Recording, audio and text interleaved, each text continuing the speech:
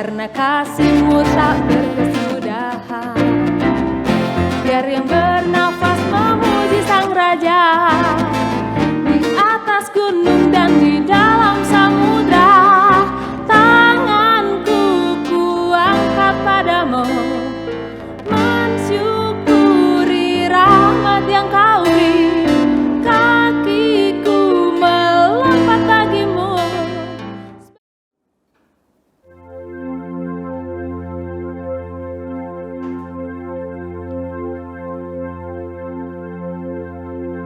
Shalom jemaat terkasih, bagaimana kabarnya hari ini?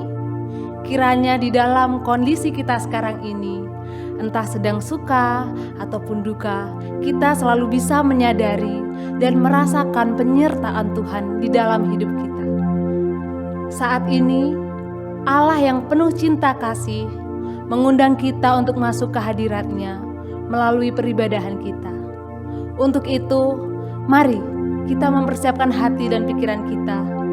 Kita datang padanya dengan bersama-sama menghayati bahwa pertolongan kita adalah di dalam nama Tuhan yang menjadikan langit dan bumi.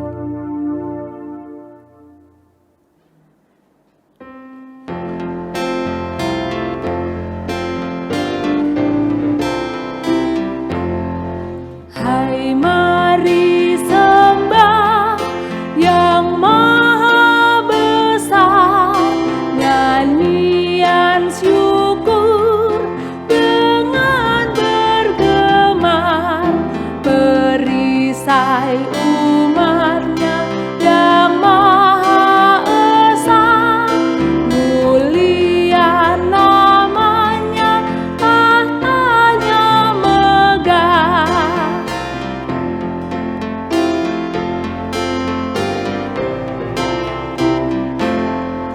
Pengasuhan-Mu betapa megah, udara dan terang menyatakannya, embun bertetesan dan hujan sejuk, lembah maupun bukit cermin kasih-Mu.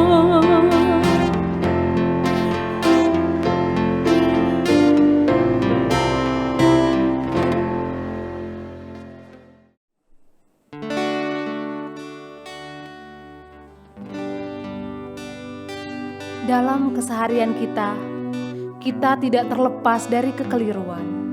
Di dalam pikiran, tutur kata, maupun perbuatan kita yang masih melakukan hal yang kurang berkenan di hadapan Allah. Untuk itu saudara, mari kita datang kepada Sang Sumber Rahmat dan Sang Pengampun dengan mengakui segala dosa-dosa kita. Marilah kita memohonkan pengampunan dari Allah yang akan memulihkan kita.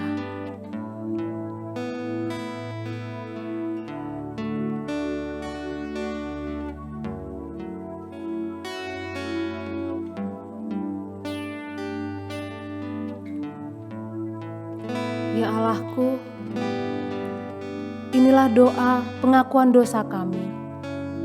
Kiranya dengan darah-Mu, dengan kuasa-Mu yang kudus, Engkau boleh mentahirkan kami, Tuhan. Inilah doa kami. Amin.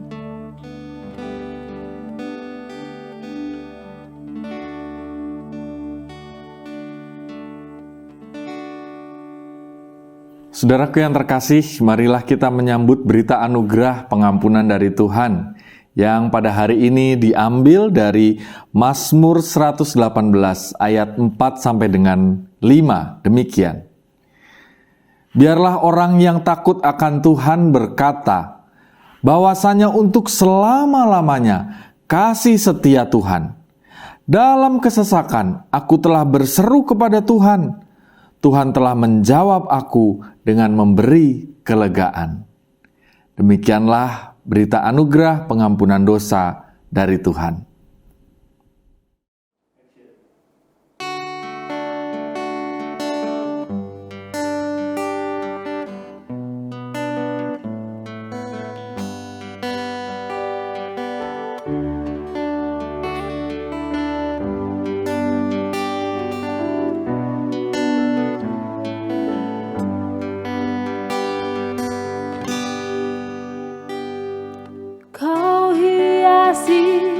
kehidupanku dengan kemurahan-Mu.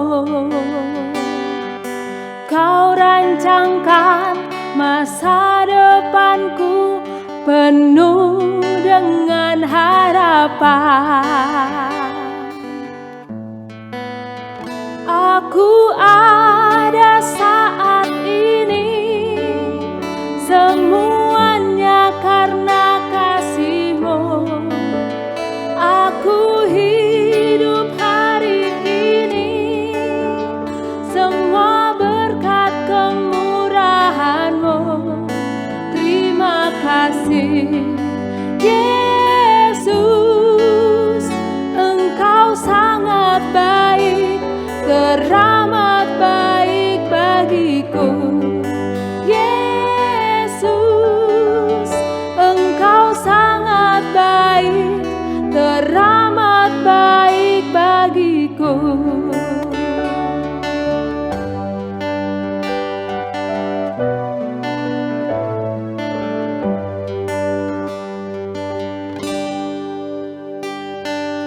Kau hiasi kehidupanku dengan kemurahan-Mu. Kau rancangkan masa depanku penuh dengan harapan. Aku ada saat ini, semuanya karena kasih-Mu. Aku hidup hari ini, semua berkat kemurahan-Mu. Terima kasih Yesus, Engkau sangat baik, teramat baik bagiku. Yesus, Engkau sangat baik, teramat baik bagiku.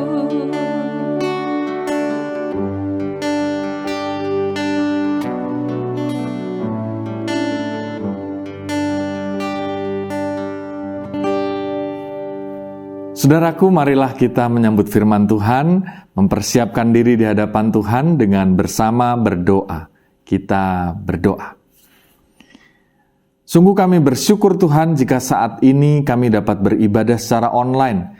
Itu artinya kami terhubung dengan Tuhan, dengan sesama kami dimanapun kami berada, bahwa kami beribadah di dalam roh dan kebenaran.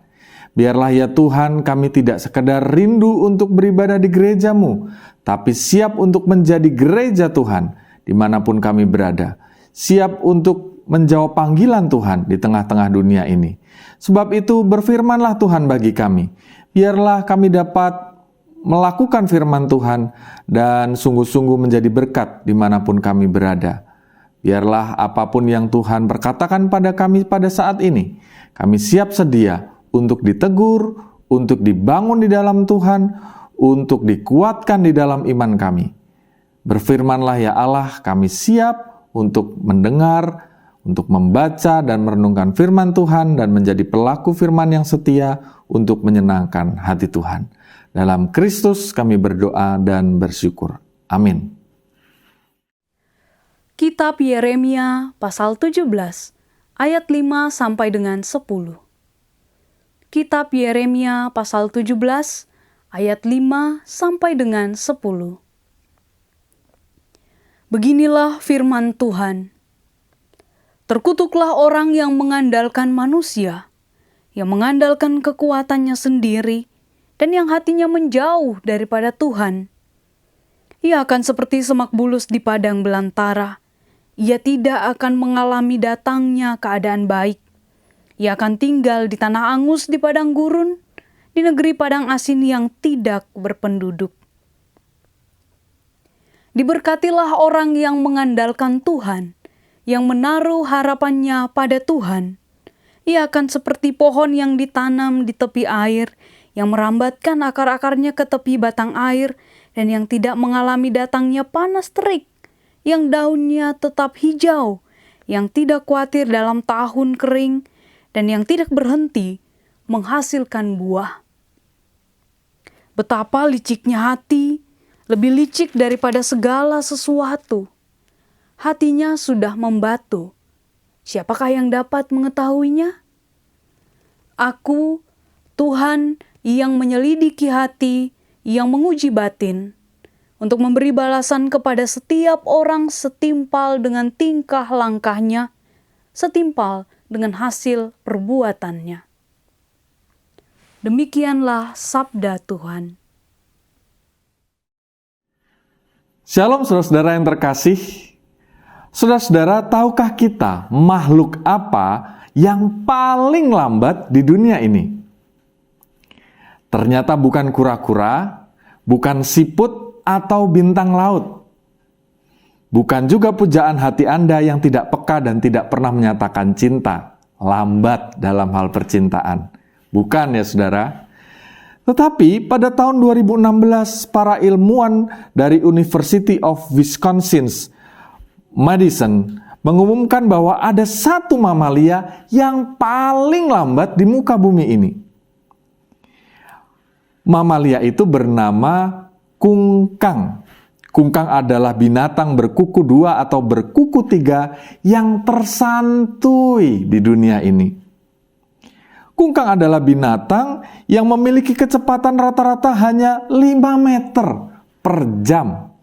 Per jam, saudara. Bahkan mereka mampu menghabiskan sebagian besar waktu mereka dalam waktu 1 hari antara 15 jam sampai 20 jam hanya untuk bergantung terbalik, makan, tidur, bermalas-malasan beristirahat, bahkan kawin hingga melahirkan, tetap di sebuah dahan pohon tidak beranjak. Mereka hanya turun ke dataran jika mereka hanya ingin membuang kotoran.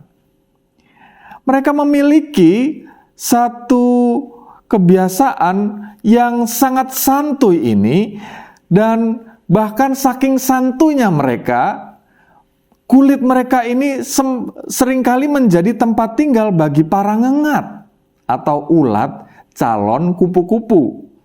Kumbang, kecoa, bahkan jamur hingga lumut biasa tumbuh di dalam kulit mereka atau di atas kulit mereka.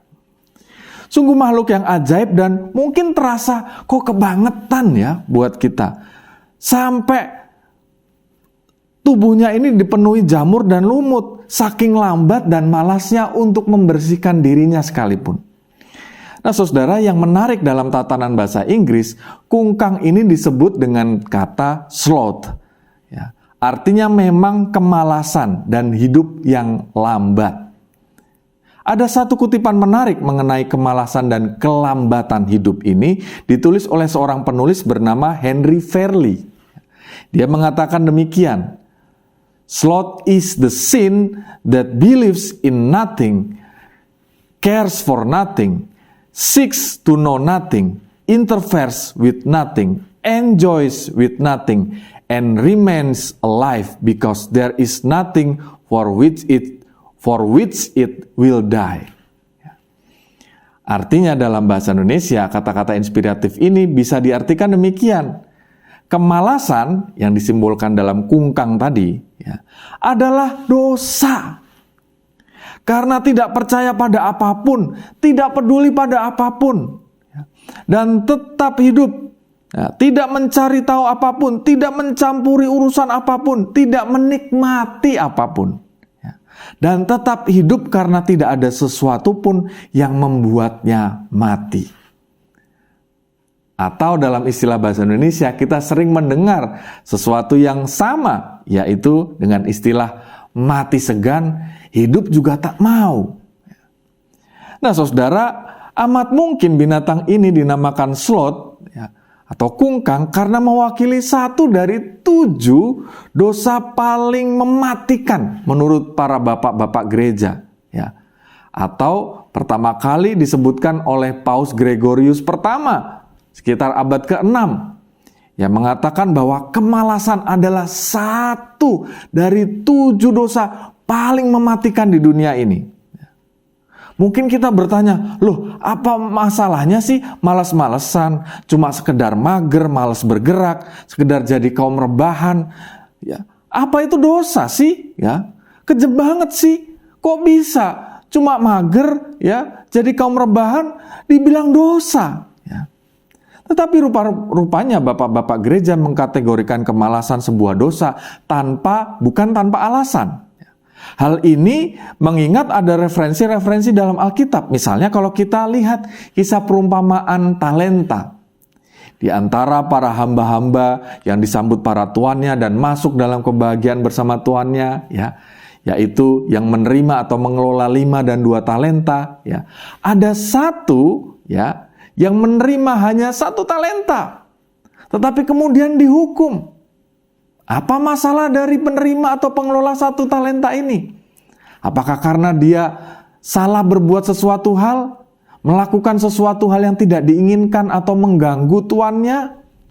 Ternyata bukan karena dia melakukan sesuatu hal, tetapi karena dia tidak melakukan suatu hal pun. Ia memilih berdiam, memendam talentanya dalam tanah. Mungkin kita berpikir, apa sih pentingnya kenapa memendam talenta saja dihukum? Nah saudara, ternyata dalam satu kajian, 1 talenta itu jika dikonversikan dalam perkalian mata uang perak, ya, atau jika dikonversikan dalam mata uang kita sekarang, itu sama dengan senilai 460 juta rupiah. Jadi kita bisa membayangkan seorang yang memendam satu hal yang luar biasa senilai 460 juta rupiah disia-siakan. Dipakai tidak, ya, dikembangkan juga tidak. Itulah mengapa Sang Tuhan itu begitu marah, dan ini menjadi simbol bahwa ketika kita menyia-nyiakan hidup, ketika kita berlambat-lambat, ketika kita malas dan tidak berlaku apa-apa, itu ternyata mendatangkan sesuatu yang tidak berkenan di mata Tuhan. Hal itu pula lah yang kita baca dalam bacaan kita hari ini ketika kita membaca Yeremia 17 ayat 5 sampai dengan 10. Kita membaca sebuah cerita tentang pelayanan Nabi Yeremia kepada sebuah bangsa, yaitu bangsa Israel Selatan atau sering disebut bangsa Yehuda, yang pada saat itu sangat bebal. Yeremia terus melayani dan terus melayani, ya.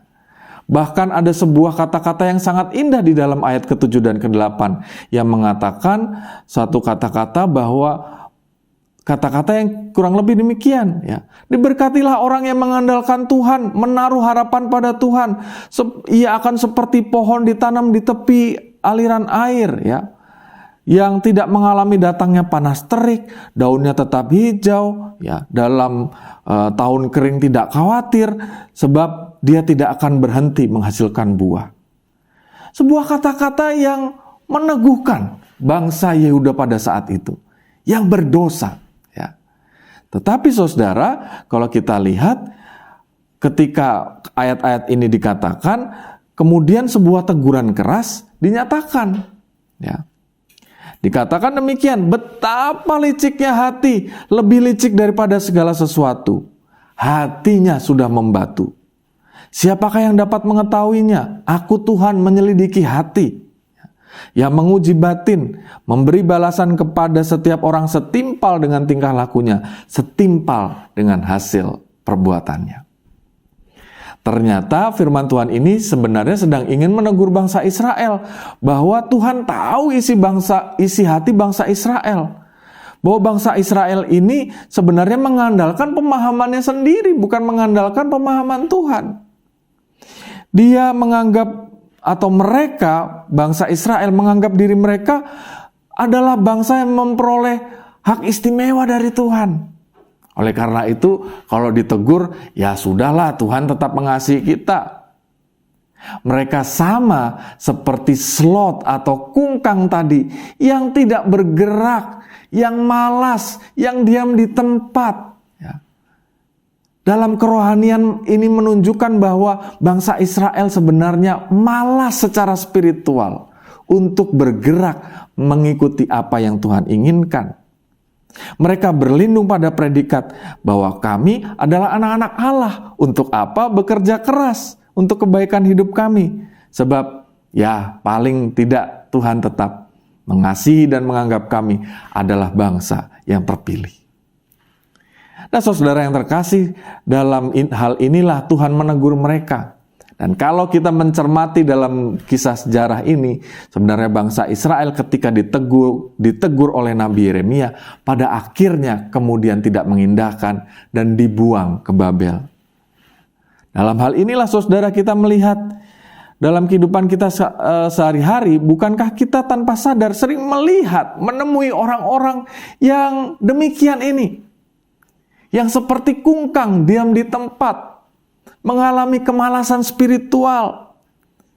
Atau mungkin kita seringkali juga tanpa sadar melakukannya, baik sering ataupun terkadang-kadang melakukan yang demikian. Terjebak dalam pemahaman keliru, mengandalkan Tuhan dalam paradigma kita. Sebenarnya kita malas secara spiritual. Kita malas untuk bekerja keras meresponi setiap janji Tuhan. Dan meyakini janji-janji Tuhan itu dengan menggapai dan melakukan sesuatu hal untuk Tuhan, untuk sesama kita, untuk diri kita sendiri bahkan. Mengapa ini bisa terjadi? Karena paradigma ini bersumber dari pemahaman yang disebut takdir. Dan ini cukup populer dan bahkan dipahami oleh banyak orang, termasuk orang-orang percaya. Pemahaman takdir ini adalah sebuah pemahaman yang menganggap bahwa dunia ini sudah diatur sedemikian, sudah dari sononya kayak begitu. Kita manusia ini sudah ditakdirkan dari sananya untuk jadi miskin atau kaya, menikah atau melajang, menikah dengan si A atau dengan si B, jadi pendeta atau pengusaha, jadi orang baik ataupun orang jahat. Jadi buat apa? Semua sudah ditakdirkan demikian. Contohnya, kita mungkin kerap menemukan anak-anak Tuhan yang meminta dalam doanya, ya. Bapak, Ibu, Om, Tante, Bapak Pendeta, tolong doakan saya supaya ujiannya lancar dan dapat nilai A. Saya yakin Tuhan memberkati saya. Tolong doakan saya, Pak Pendeta. Tapi ternyata dapat nilainya jelek, ya. Bahkan harus mengulang. Ternyata setelah dicek, masuk kuliah online aja nggak pernah. Menjelang ujian, tidak pernah juga belajar. Bagaimana mungkin Tuhan mewujudkan nilai A itu? Memangnya bisa titip absen sama Tuhan Yesus ketika kuliah online? Nggak mungkin dong. Ya.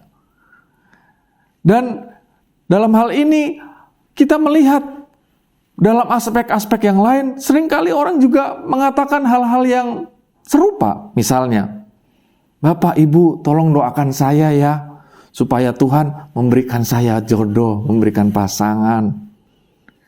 Aduh, saya sudah lama sekali merindukannya. Saya percaya kok Tuhan pasti memberikan pasangan pada saya.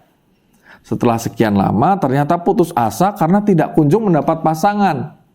Mengapa? Setelah diperhatikan ternyata, ya, boro-boro dapat pasangan.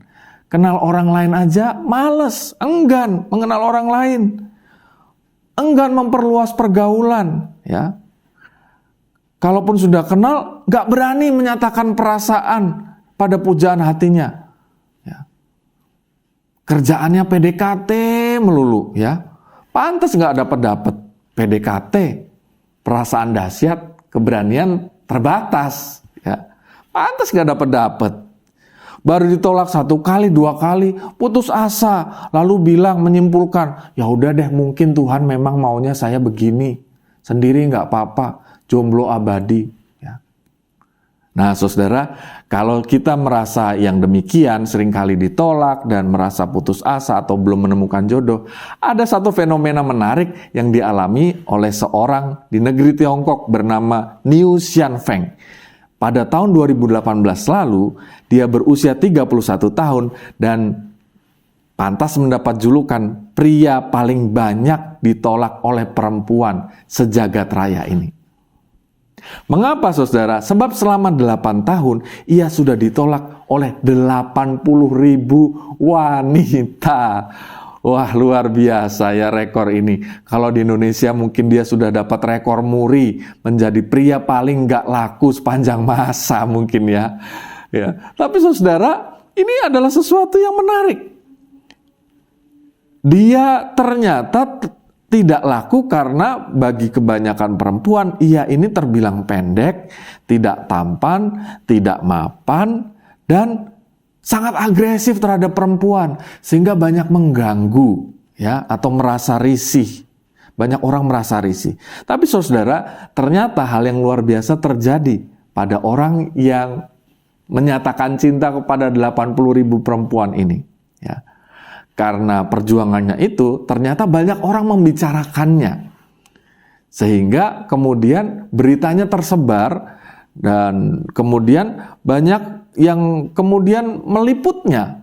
Alhasil saudara, satu ketika dia kemudian menghasilkan satu berita yang luar biasa dan ribuan wanita kemudian mengantri terhubung dengannya di sosial media untuk menolaknya.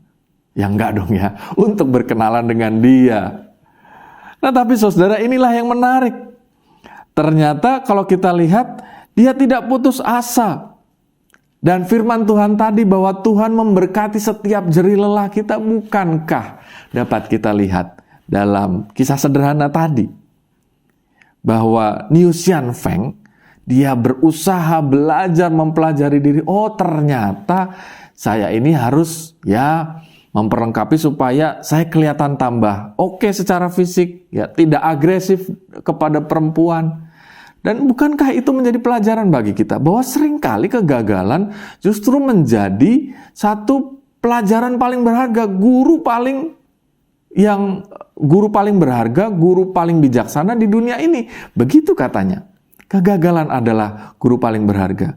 Sehingga kita melihat bahwa Tuhan seringkali memang hanya mau bekerja melalui langkah kita untuk mengupayakan setiap pekerjaan-pekerjaan itu entah gagal atau berhasil.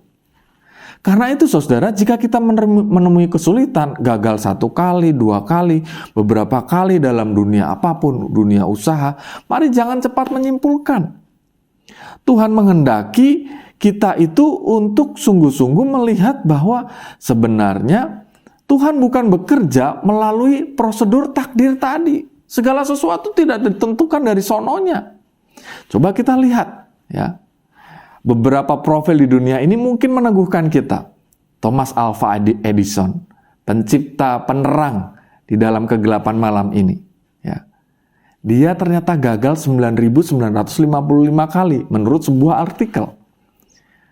Bagaimana dengan komputer ya, dan pekerjaan-pekerjaan yang kita lakukan di sana, juga sosial media. Ada orang bernama Bill Gates yang menciptakan Microsoft. Ya, tentu saja Windows, Office dan selanjutnya ya, yang membuat pekerjaan kita sangat terbantu abad-abad ini, ya, 1 abad terakhir ini.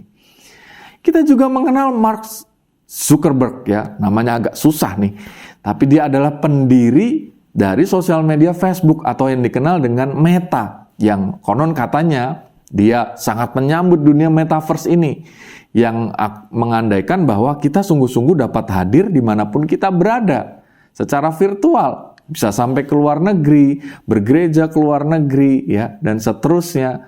Ya, karena kita memang betul-betul ada dibantu dengan teknologi kamera dan seterusnya, sehingga akan menghemat biaya dan seterusnya. Dan itu terjadi asal mulanya dari orang-orang yang ternyata mencoba berbagai cara, walaupun mereka pernah drop out dari Universitas Harvard yang terkenal itu. Tetapi mereka justru diundang di universitas itu untuk menjadi pembicara atau menyampaikan pidato bahwa mereka ternyata sungguh-sungguh melakukan satu kerja keras dan membuktikan bahwa berkat Tuhan itu dapat dilihat, dapat diterima melalui apa yang Tuhan izinkan di dunia ini. Apapun itu dapat orang lihat sebagai hal buruk, hal baik, tetapi kita meyakininya secara positif dan kita melakukan juga bagian kita.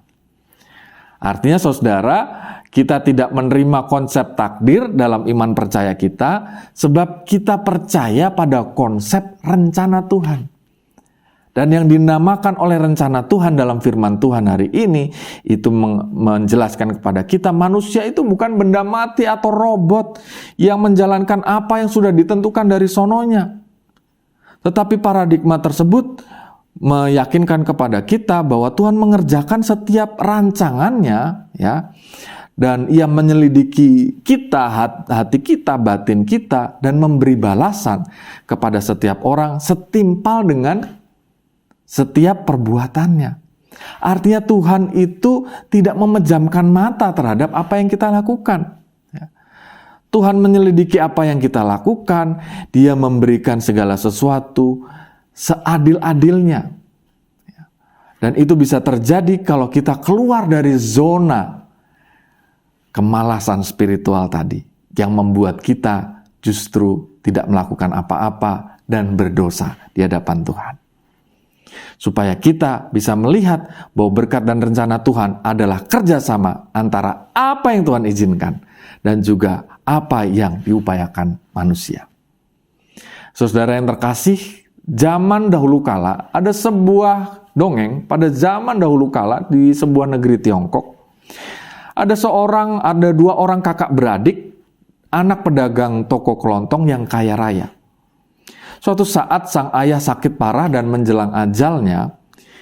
Selain meminta mereka menjaga ibunya, sang ayah meninggalkan dua pesan kepada mereka.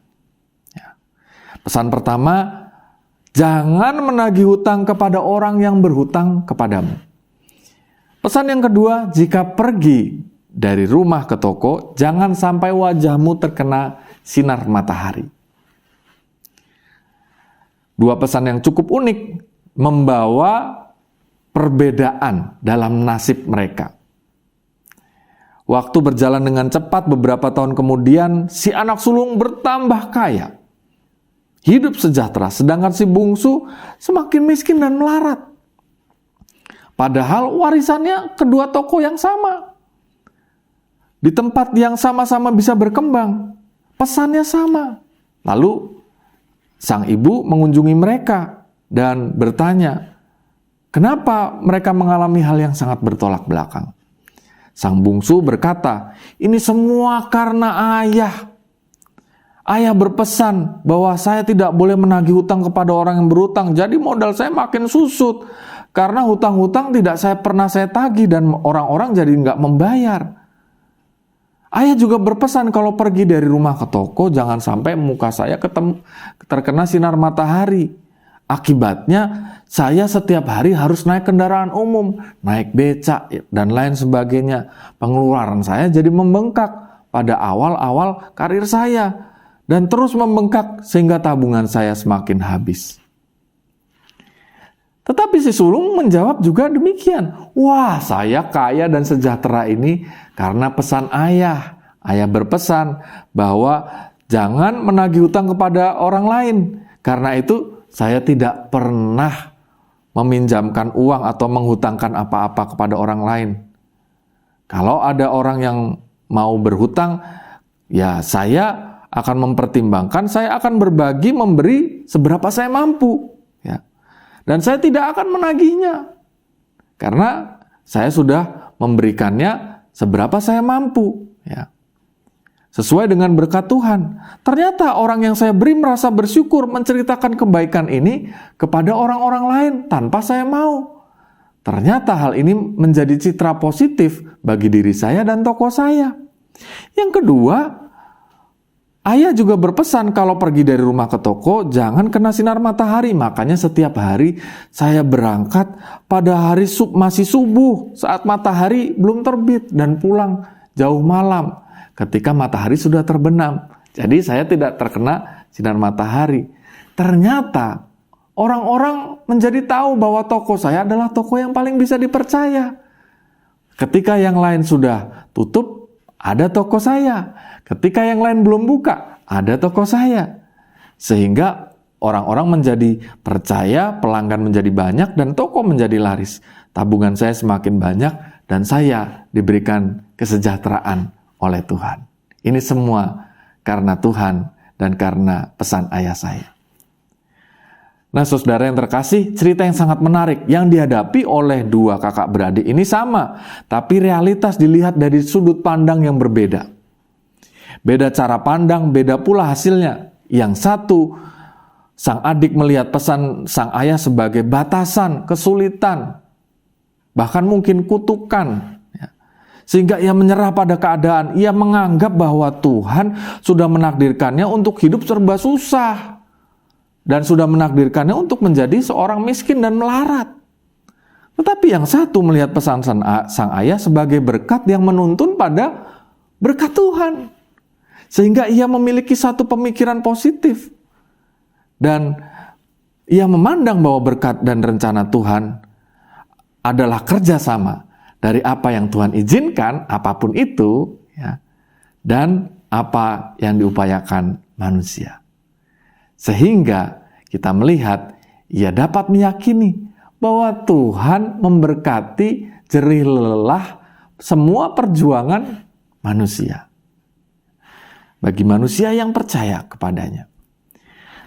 Saudara, rasanya sudah lama kita menghadapi masalah yang sangat khusus 2 tahun belakangan ini. Pandemi yang naik dan turun. Bahkan beberapa waktu terakhir ini kita memasuki PPKM lagi. Di kota Jogja ada PPKM level 3. Sehingga anak-anak sekolah harus belajar kembali di rumah. Dan kegiatan berkantor juga sebagian besar mungkin juga harus berada di rumah atau WFH, work from home. Dan kita mungkin akan merasa bahwa akan ada kesulitan yang kita akan hadapi lagi. Tetapi maukah kita memandang bahwa semua kesulitan apapun yang Tuhan izinkan akan bekerja sama dengan kerja keras manusia untuk melihat berkat dan rencana Tuhan. Sehingga kita melihat bahwa Tuhan itu maha adil. Seperti firman Tuhan katakan, aku Tuhan menyelidiki hati, menguji batin, untuk memberi balasan kepada setiap orang setimpal dengan tingkah langkahnya, setimpal dengan hasil perbuatannya. Mari percaya, ia bukan Allah yang memejamkan mata. Ia Allah yang mengasihi kita, menyediakan yang terbaik bagi kita. Rancangannya adalah rancangan damai sejahtera, bukan rancangan kecelakaan. Dan rancangan damai sejahtera itu akan dapat kita lihat melalui setiap apa yang diizinkan daripadanya dan juga bekerja sama dengan setiap langkah pekerjaan, upaya, kerja keras kita. Selamat bekerja keras di dalam berkat dan rencana Tuhan yang disediakan. Selamat meresponi setiap kejadian hidup ini dari sudut pandang Allah yang akan menggiring kita kepada hidup yang penuh dengan damai sejahtera, pemeliharaannya, dan percayalah, Dia bukan Allah yang memejamkan mata, Dia mengasihi kita. Tuhan memberkati kita. Amin.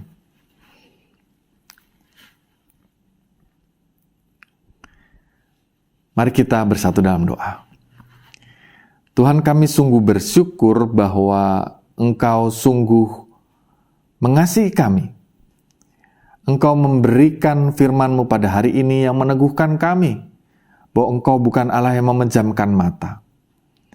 Bahwa kami dipanggil untuk menjadi manusia yang bekerja.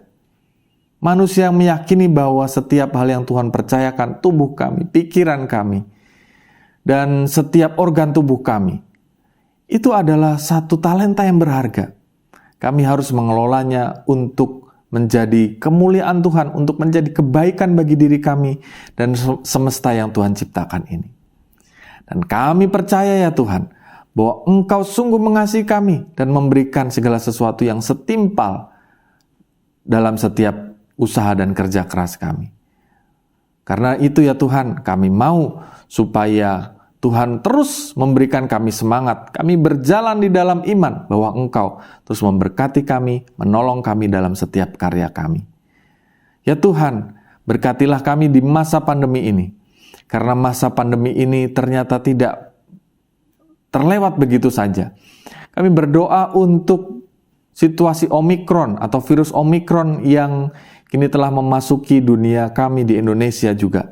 Berkati supaya Indonesia semakin siap, vaksinasi dijalankan dengan baik dan merata, dan banyak orang masyarakat menjaga protokol kesehatan dengan baik dan terhindar dari lonjakan yang ekstrim, sehingga lonjakan angka COVID-19 ataupun Omikron dapat terus ditekan oleh pemerintah, oleh masyarakat, dan kami dapat hidup sehat dan bahagia.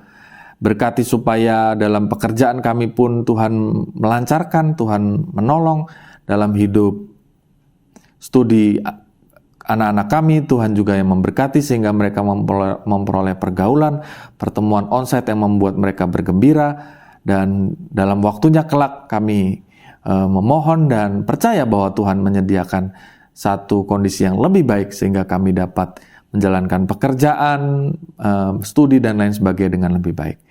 Ya Tuhan, kami berdoa agar setiap pergumulan yang pada saat ini belum kami ungkapkan kepadamu, Engkau sendiri yang mendengarkannya dan Engkau sendiri yang menolong kami.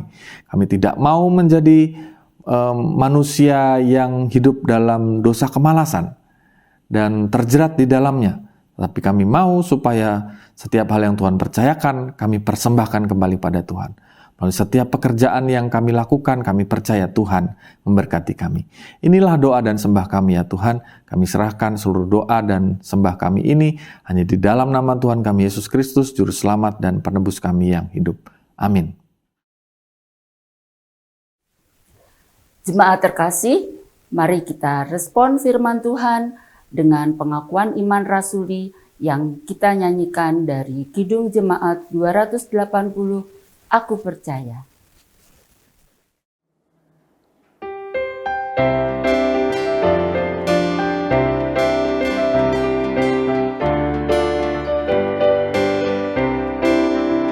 Aku percaya Allah yang kekal, yang boleh sabda kita kenal, Bapa Pencipta alam semesta, yang mengasihi manusia. Aku percaya Putra Tunggalnya yang disalibkan di Golgota, yang dari kubur bangkit dan menang, naik ke surga dalam terang. Aku percaya pada Roh Kudus yang mendiami kita terus. Aku percaya gereja yang esa, ku jadi suci di dalamnya.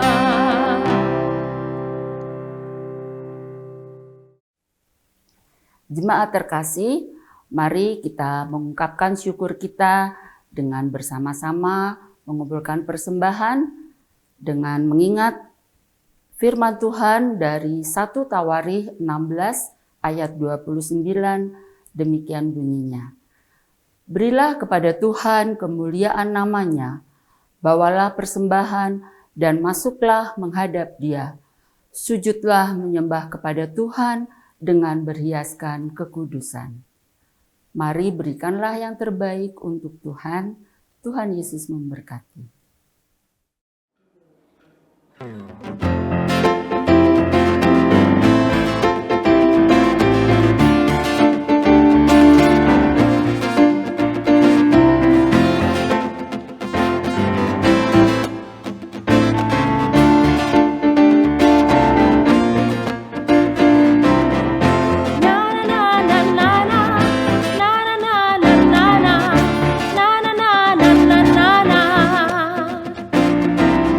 Na na na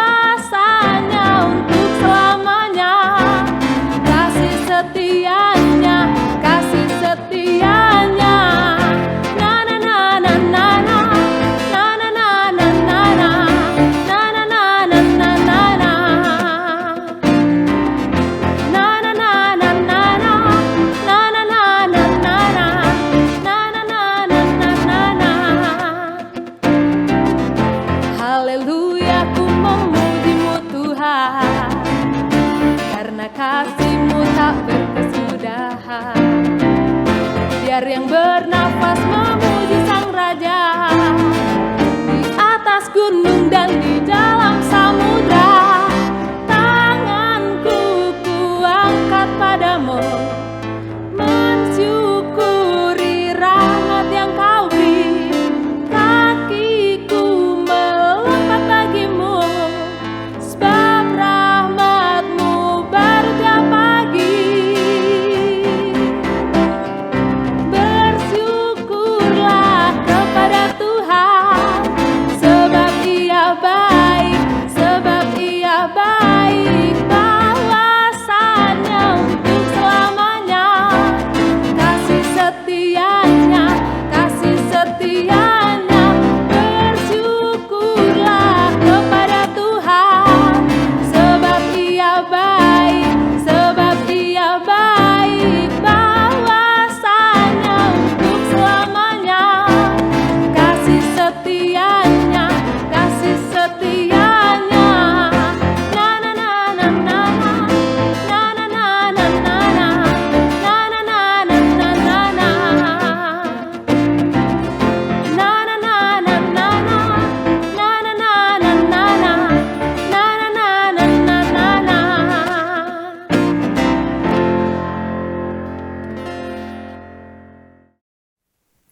Jemaat yang dikasihi Tuhan, mari kita satu hati menaikkan doa, menyerahkan persembahan kita. Mari kita berdoa. Bapa di surga, Bapa yang maha kasih, Bapa yang maha baik, kami sungguh bersyukur ya Bapa, karena kami merasakan kasih dan penyertaan Tuhan yang tidak pernah berkesudahan di dalam hidup dan kehidupan kami. Saat ini Tuhan, di mana situasi pandemi belum berakhir, bahkan kami tahu semakin meningkat, tetapi kami merasakan Tuhan tidak meninggalkan kami. Terima kasih Tuhan Yesus. Saat ini ya Allah Bapa, kami hendak mengungkapkan syukur kami di dalam persembahan yang sudah kami kumpulkan, dan kami menyerahkan ke dalam tangan kasih-Mu. Kuduskan dan layakkan persembahan kami ini ya Tuhan, sehingga berkenan di hadapan-Mu ya Allah Bapa, dan boleh kami pergunakan melalui pekerjaan pelayanan di gereja-Mu di sini. Tuhan, terlebih pakailah kami untuk menjadi persembahan yang harum dan benar di hadapan Tuhan. Inilah doa dan permohonan kami ya Tuhan, yang kami alaskan di dalam nama Putra-Mu yang tunggal, Tuhan kami Yesus Kristus. Amin.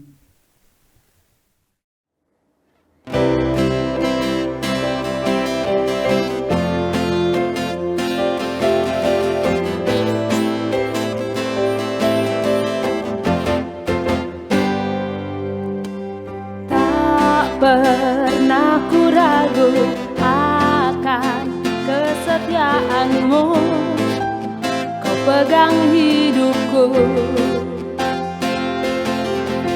sepenuh jiwaku. Ku yakin dan percaya Kau tuntun langkahku. Yesus, Kaulah Raja dalam hidupku, berkuasa berjaya untuk selamanya. Hanya Kau Tuhan, sumber kekuatan, kuasa-Mu tercurah bagiku senantiasa. Berkat-Mu Tuhan, ku kan berjalan dari kemuliaan sampai kemuliaan selamanya.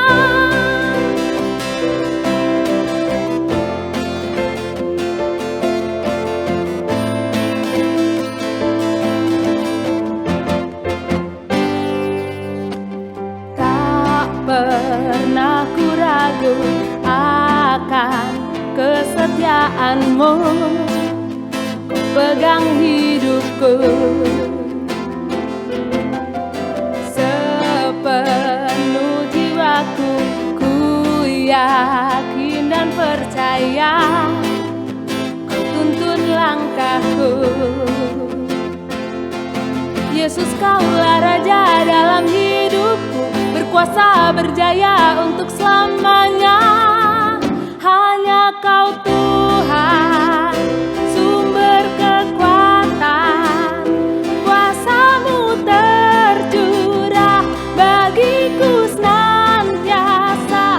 Berkat-Mu Tuhan, ku kan berjalan dari kemuliaan sampai kemuliaan. Hanya Kau Tuhan, sumber kekuatan, kuasa-Mu tercurah bagiku senantiasa. Berkat-Mu Tuhan, ku kan berjalan dari kemuliaan sampai kemuliaan selamanya.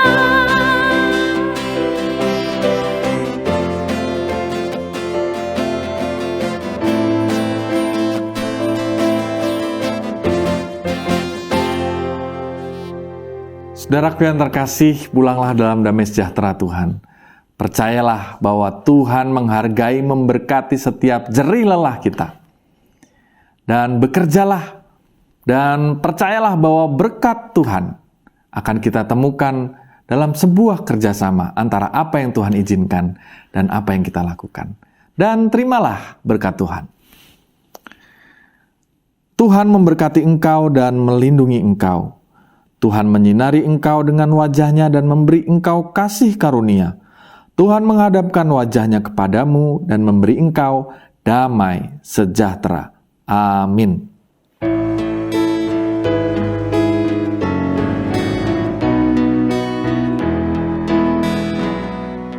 Haleluya, amin. Haleluya, amin. Haleluya, haleluya, haleluya,